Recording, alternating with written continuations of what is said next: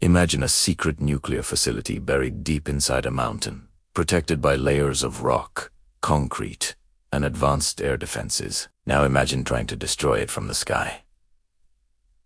That is the challenge Israel faces when it comes to Iran's nuclear program. Iran learned from history after Israel destroyed Iraq's nuclear reactor in 1981 and Syria's reactor in 2007. So it designed its nuclear facilities to survive airstrikes by placing many of them underground. Some of the most important locations include the Natanz enrichment facility, the Fordo nuclear site hidden inside a mountain, and the Isfahan Nuclear Research Center. Amon Tes. Fordo is considered the most difficult target because it is believed to be buried roughly 80 to 90 meters underground, making it extremely hard for conventional bombs to reach. If Israel were to attempt to strike, the operation would likely happen in several stages. First, Israeli forces would need to weaken Iran's air defense systems. Iran operates advanced missile defense networks, including the Russian-made S-300 system along with radar stations and mobile missile launchers spread across the country. To deal with these defenses,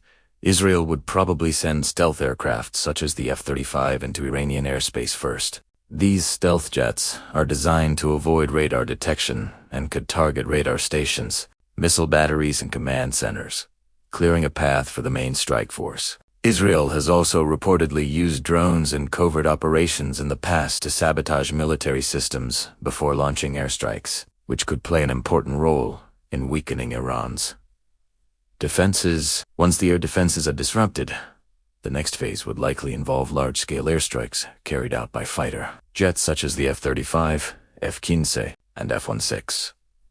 These aircraft could attack nuclear facilities, missile bases, military infrastructure, and the electrical systems that power uranium enrichment plants. Even if the underground chambers themselves cannot be destroyed, airstrikes could collapse entrances, destroy ventilation systems, cut power supplies, and damage centrifuge equipment used for uranium enrichment. However, destroying underground nuclear facilities requires specialized weapons known as bunker buster bombs. Unlike regular bombs that explode on impact, bunker busters are designed to penetrate deep into the ground or reinforced concrete before detonating, concentrating the explosion inside the target. Israel is believed to possess weapons such as the GBU-28 and BLU-109 bunker buster bombs, which can be carried by fighter aircraft and used against fortified targets. These weapons could potentially damage underground structures, but the challenge remains the extreme depth of some Iranian facilities, particularly Fordo. Military experts often point out that one of the few weapons capable of reaching such deeply buried targets is GBU-57 Massive Ordnance Penetrator,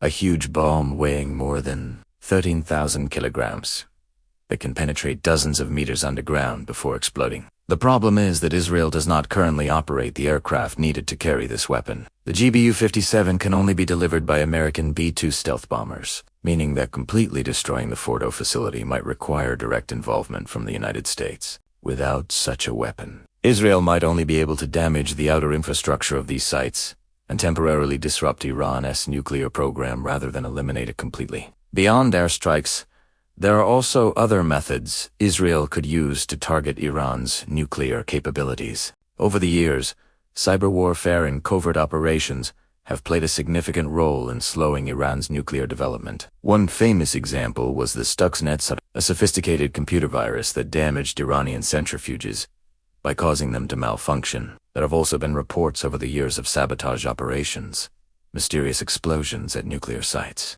and assassinations of scientists involved in Iran's nuclear program. These covert tactics can delay nuclear progress without triggering a full-scale military conflict, making them an attractive alternative to direct air. Another major challenge for any Israeli strike is the distance between the two countries. Israel and Iran are separated by more than 1,500 kilometers, meaning Israeli aircraft would have to travel long distances and possibly pass through the airspace of other countries, such as Jordan, Iraq, or Saudi Arabia. Such missions would require careful planning, mid-air refueling, and precise coordination to avoid detection and interception. Even if a strike were successful, the consequences could be significant, because Iran possesses thousands of missiles and drones capable of striking targets across the Middle East, including Israeli cities, U.S. military bases, and shipping routes in the region. This means that any attack could quickly escalate into a wider regional conflict. In the end,